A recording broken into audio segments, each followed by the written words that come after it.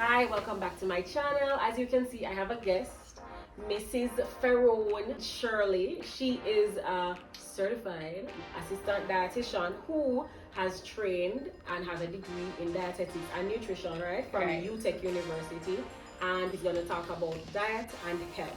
Let's get into it.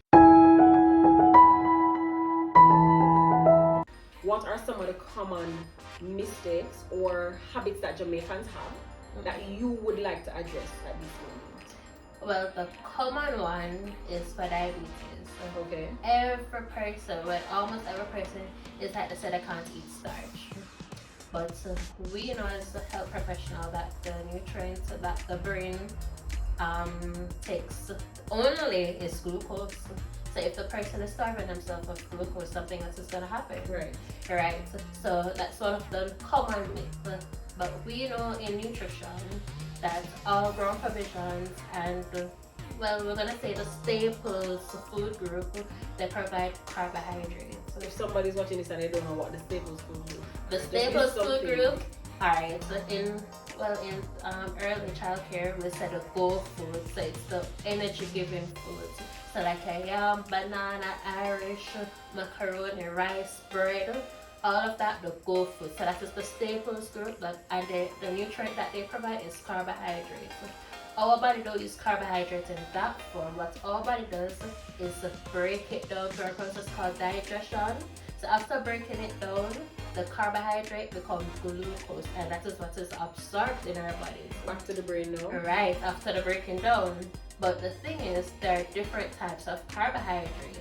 So what we would like the population to take in most of is what we call the complex carbohydrates. Alright, going to that. Because of the complex versus simple. It is what it is.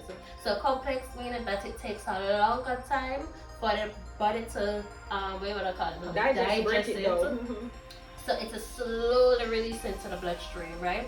But you see, when it requires a little to no digestion, it just shoots up, and our insulin can't manage that. Our blood glucose level shoots up. Blood sugar. Right, our blood sugar shoots up. But our body was not made to handle that much of it at once. Right. And that is the problem. All of it coming in at once. So when we ingest complex carbohydrates, it's slowly released.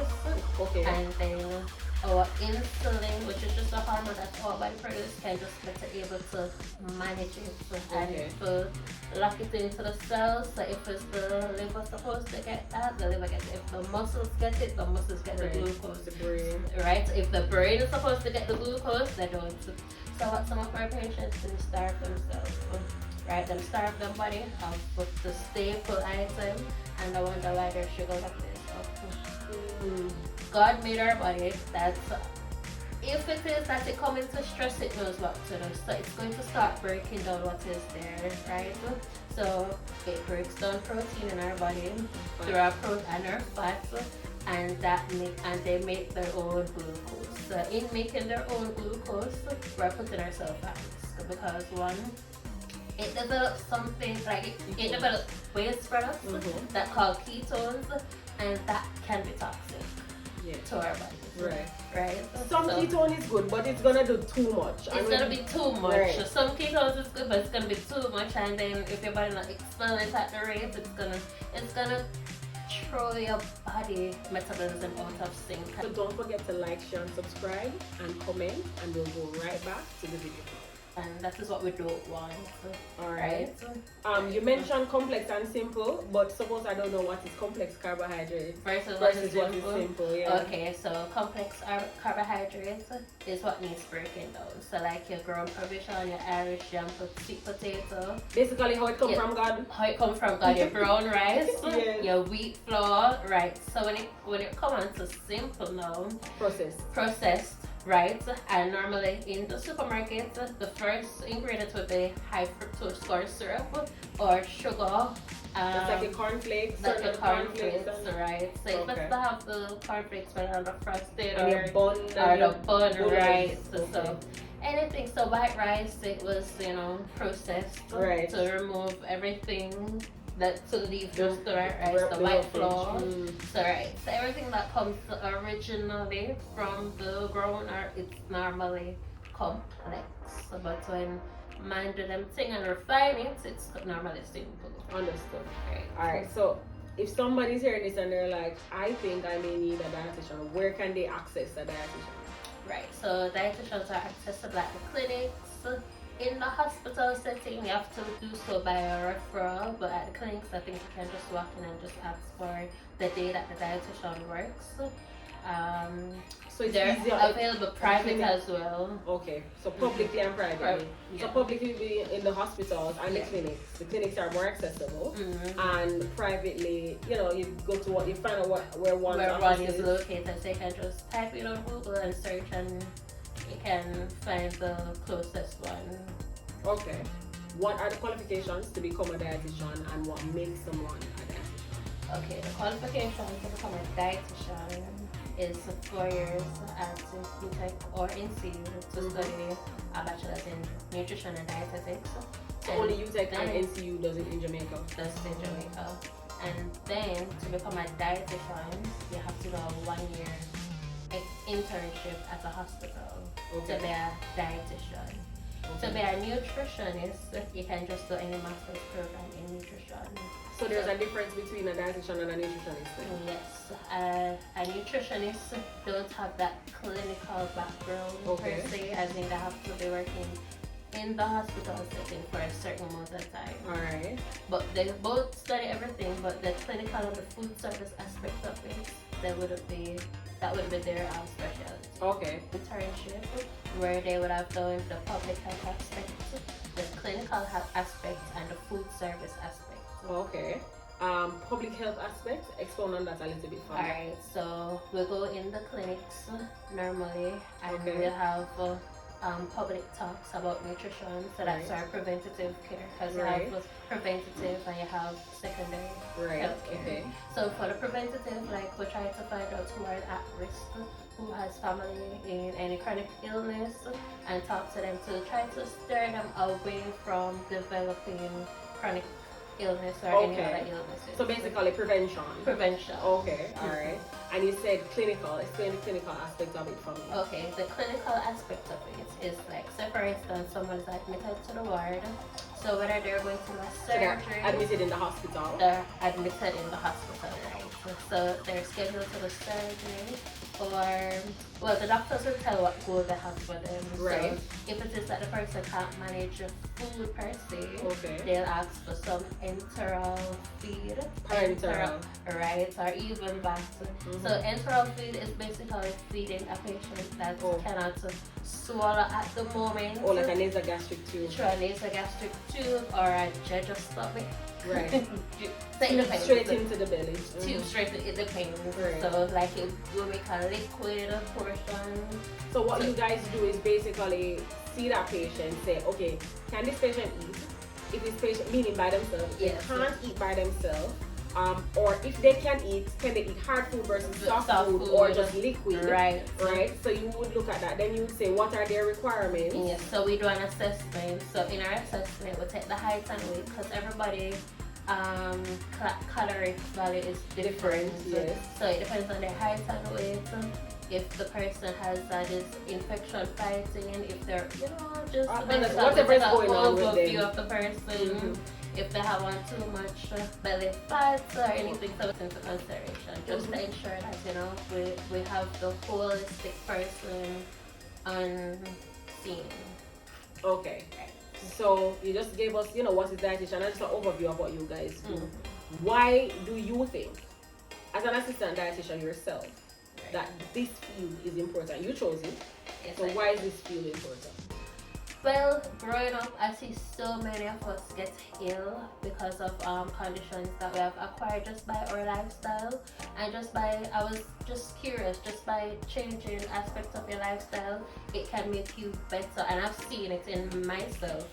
where, so for instance, you know, your parents have diabetes, how you eat can unlock that gene of if you get the diabetes, or if you keep it abated until, you know, like later on in life, than to have it now with more complication. Because, you know, managing that, you know, specific person's ill, I want to, because nutrition speaks up to me, because it affects us how we eat, sleep, or go about our daily life. So I saw that. So alright, so basically you were driven by the fact that you are what you eat. yes. And you realize a lot of illnesses come about because as a of result poor of what diet, poor habits, poor habits nutrition. related to diet. And sometimes it's just that we don't know, so we're going to do what we think we should.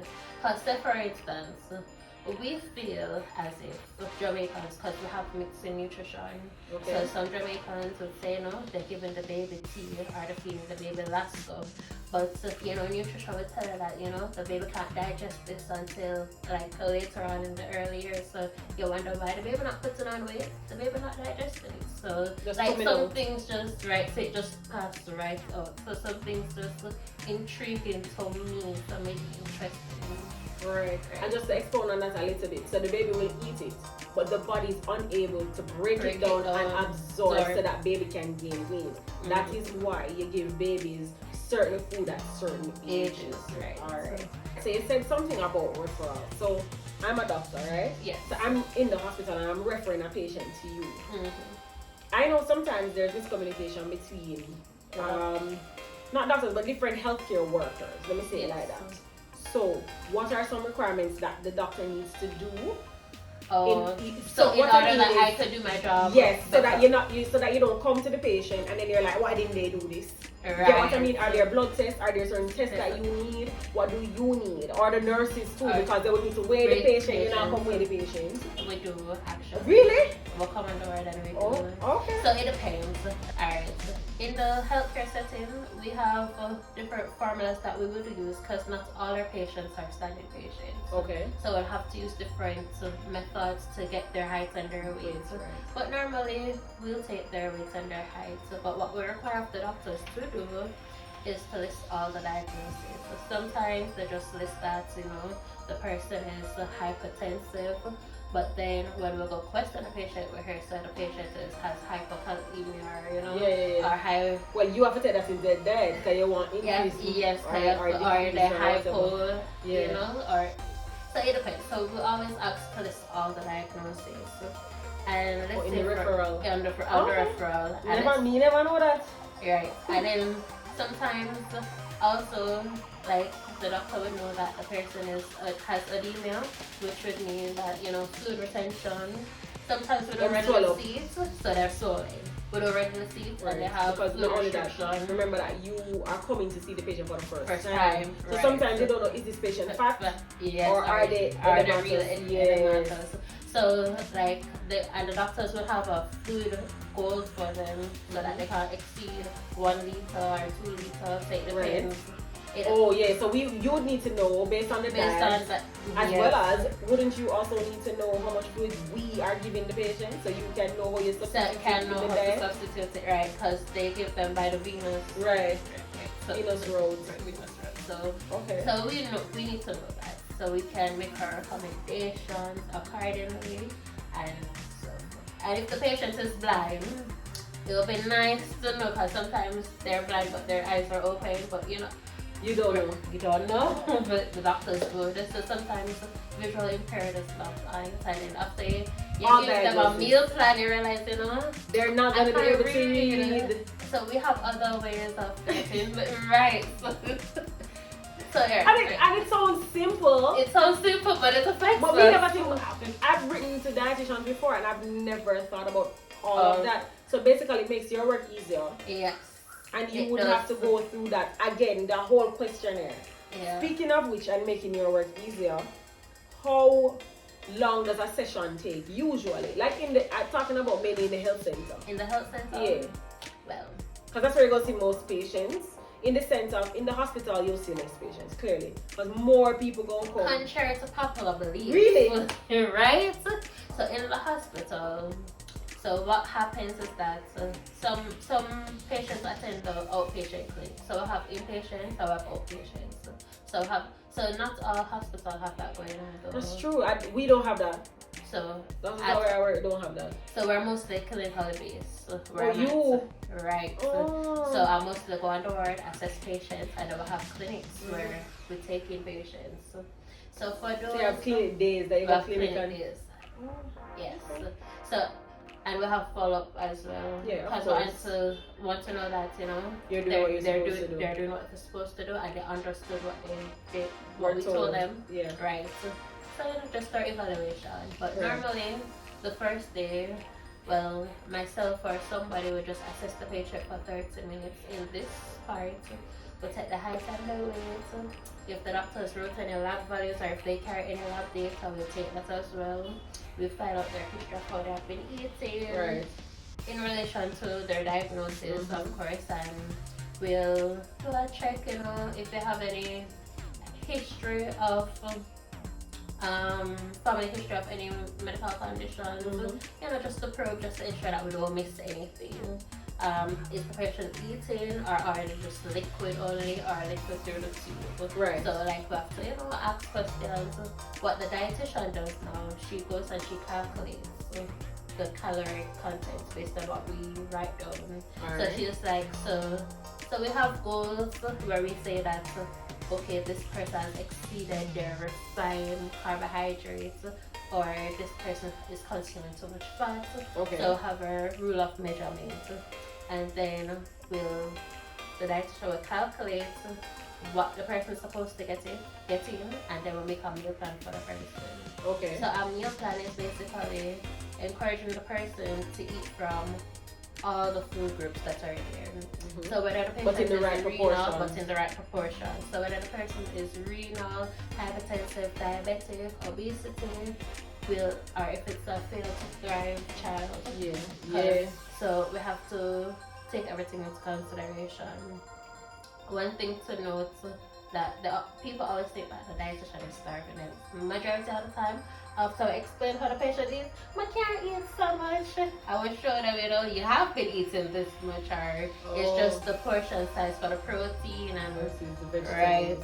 And it's more technical for renal patients because we focus on nutrients now, because the kidney is not expelling protein or urea as it should, and not expelling, and you know that.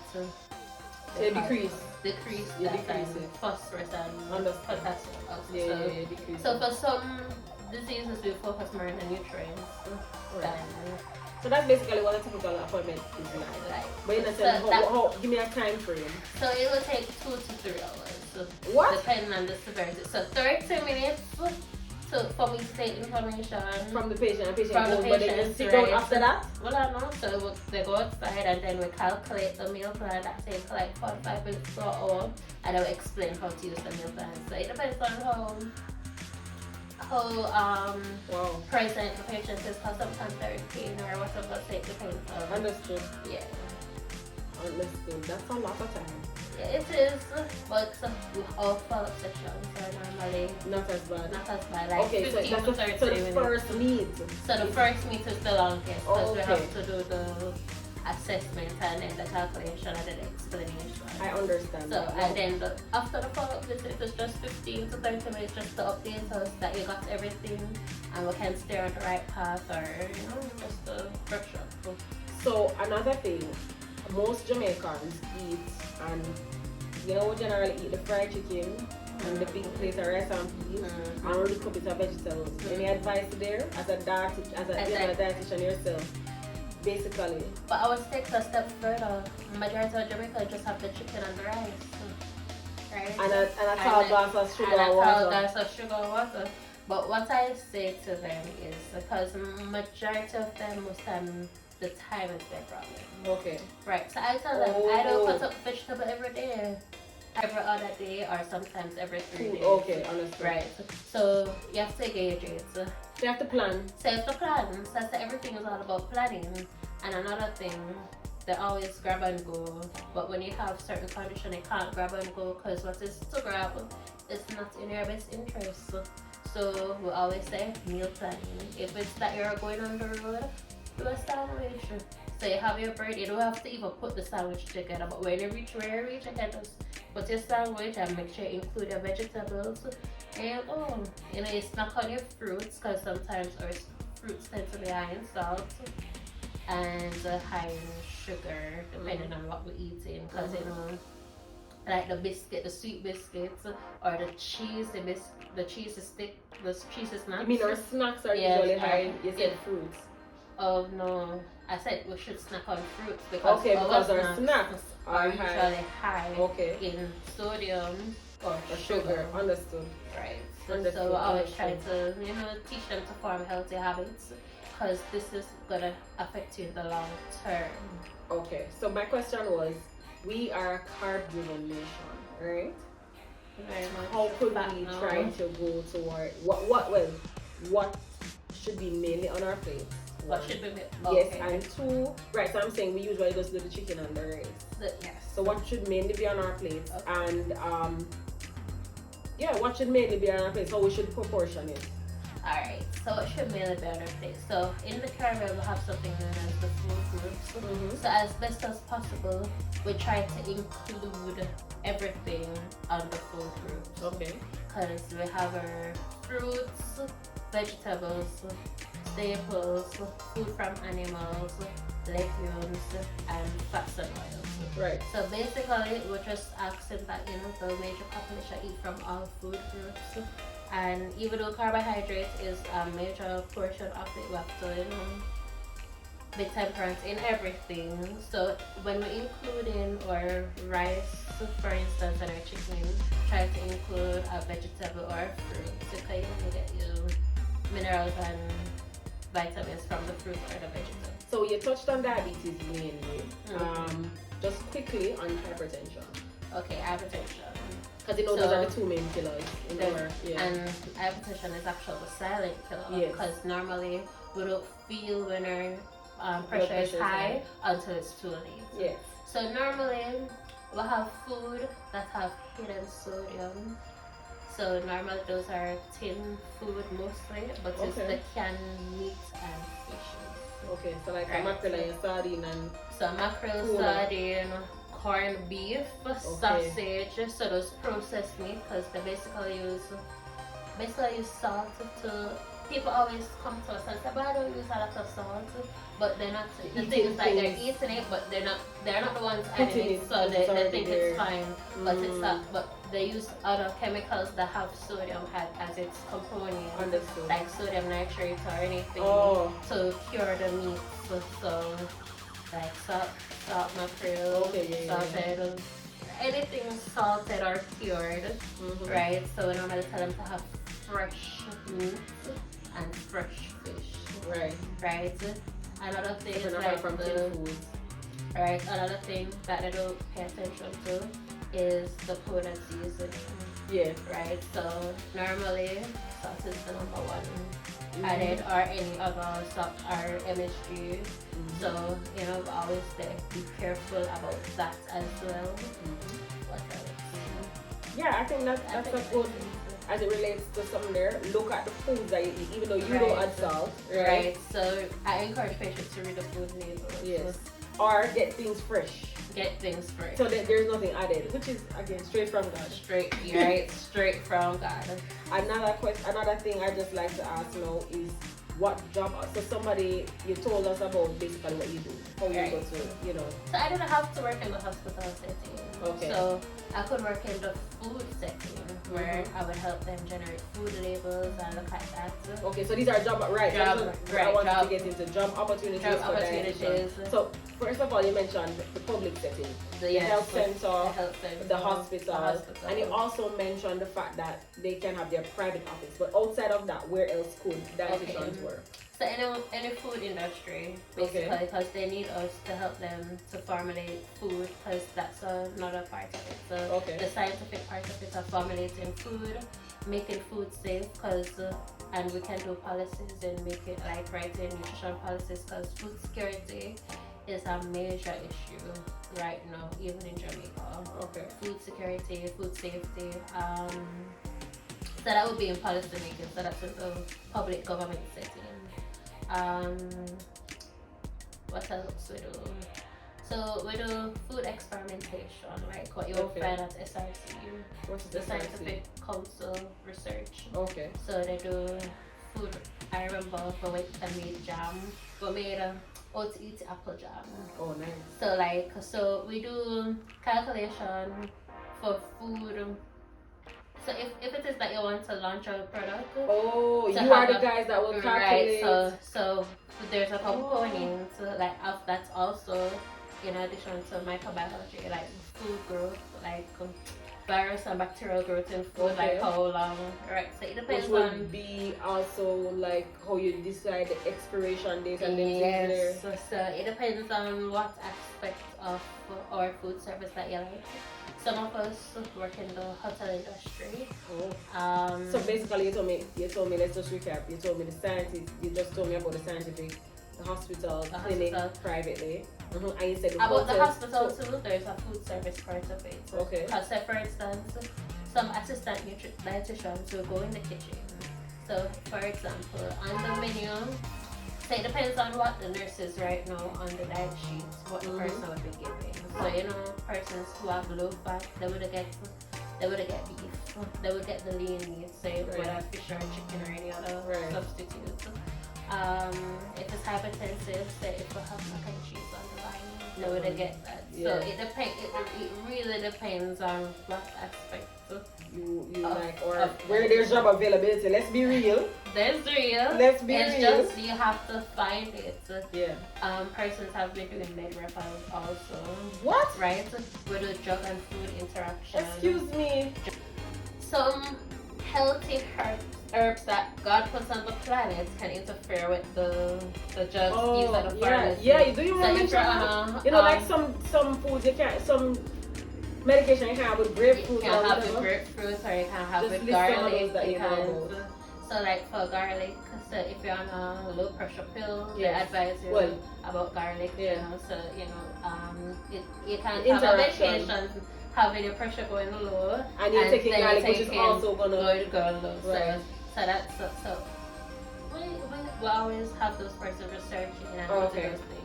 Okay. Right, food interactions, you guys do that too. I never knew about all of that. Yeah, so it's intense. It's a lot of studying, and it's very intense, but I love it. And that's why you do what you love, so you don't work a day in your life. Okay? Right.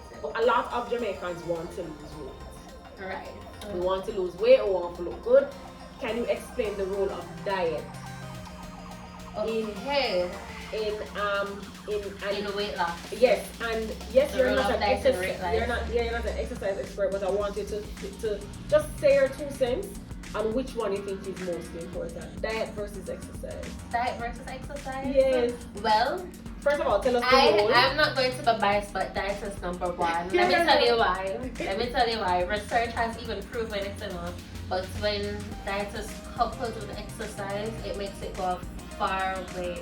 It seems like when a man and woman married, they can do all bad by yourself, but when you want him married as a good man, right? Yeah, it makes the thing work. Yeah, it makes the thing work.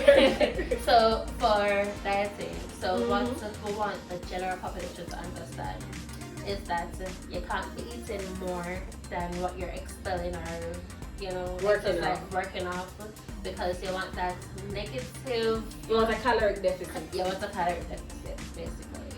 So how much calories generally a woman must take in for the day versus a man? Okay, so for a woman, it will be 1,800. For a man, it will be 200. That's for the 2,000, sorry. And that's for the healthy population. Right.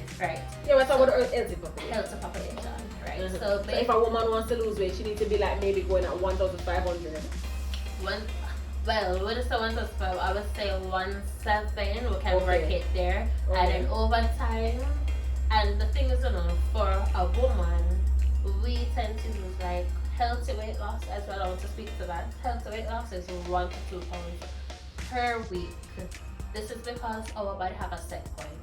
If it is that I lose, let's say for instance, 10 pounds in 1 week, my body going to say, no, something wrong. I am dying. So basically, my body is going to do everything in its power to produce more fat and more weight so that I don't die.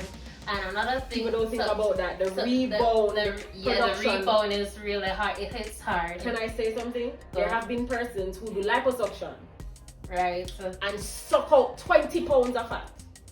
And then them realize the fat coming in them neck. Them suck it from them belly, you know. And them realize fat coming in them neck or fat coming in because the body's like, we lose too fast. So, so that is the set point. So what you want to do, so when we do weight loss healthy, like losing 1 to 2 pounds per week. Well, the men will lose like about 3, but them physique make different because they have more muscle. So the more powerhouse you have, the more effective they can lose weight loss. So that is what we want to make, more muscles. Right. So that we can have a lot of powerhouses. So that's the exercise. That's the point of exercise. That's the point of exercise. So. Alright. So like burn off. And to burn off. So alright. So when go back to how we're supposed to eat. So how we're supposed to eat. Yes. So it's the general population is supposed to eat our diabetic eating, so more complex carbohydrates, and sometimes they say that they will feel empty because they are deficit. So what we usually say to patients, eat more fruits and vegetables. So this is because fruits are low in calories, and vegetables are high in fiber, so you're going to feel full longer. So that is what. So you have a deficit, so you want to fill it with vegetables. Yeah. Right. So that would make you feel full longer. So what we advise as well is that for fats, you don't fry anything because frying push up the calories. So I would say bake, boil, stew, roast, anything but fry. Right. This is not to say that fat is not good because we know that the limited fat, but then there are healthy fats like your nuts. Healthy fat like your nuts. Yeah. You get it from avocado. Yeah. Like how it's her seasonal. Yeah. You get it from ackee. Yeah. So what it is that you want to do is make sure the ackee open properly. Okay. Right. So don't oxo the ackee. Nope. So you want to ensure that you take from all the food groups and you limit your fat intake. Okay, understood. So take from all food groups. If you want to lose weight, we're talking now. Take from all food groups. Ensure that you're eating a lot of fruits and vegetables because of the low caloric index and the fiber to help everything pass through, as well as passage of waste and whatever. And then you're gonna couple the dieting with the exercise. And according to Farone, dieting is better than exercise. Yes, because I can eat properly, and I will lose weight. But the moment I start exercising, I'm gonna see the effects faster. It's true. So that's how it's like. Just think about dieting is loading the gun, and exercise is just firing. What I've heard them say is that abs are made in the kitchen. I've heard that, like a good body is made in the kitchen, right? Yeah. And going back to something you said earlier, we were talking about dietitian before. We were talking about diabetes, and you said, if you have the gene basically poorly, this was what basically lit the passion in you, was the fact that you can stay away from getting diabetes if you have it in your family. Yes, and I remember Barbara O'Neill, she says that not just diabetes, right? Anything that's hereditary. So obesity in your family, hypertension, high blood sugar, whatever. You can. What she said is this. She said genetics is basically the loaded gun, but eating and lifestyle is shooting that gun. So you have that gene, but maybe inactive. But your lifestyle activates it. And what is happening now is that we're seeing children as young as 7, 6 with diabetes. And it's just stressful because restricting kids is not a fun thing. Not easy. And it's not easy. So and they have to take the insulin and medication, and they're not about that life. Yeah, I remember, with diabetes, you have to be checking the blood sugar level as well. So beer stick every minute. So the point is as well, grow up the children with a healthy diet and a healthy lifestyle. Children live what they learn. Alright. Thank you so much, Farone. Don't forget to like, share, subscribe, and comment if this video added any value to you. If you learned something new, something you can tell someone and share with someone, I would like for you to like, share, and subscribe. Also, leave a comment below and let us know how this is adding to some of the healthy changes that you are making. All right, bye. All right, thank you so much, Farone. I am so grateful that you took the time to explain, dietetics and dietitian world. Thank you So for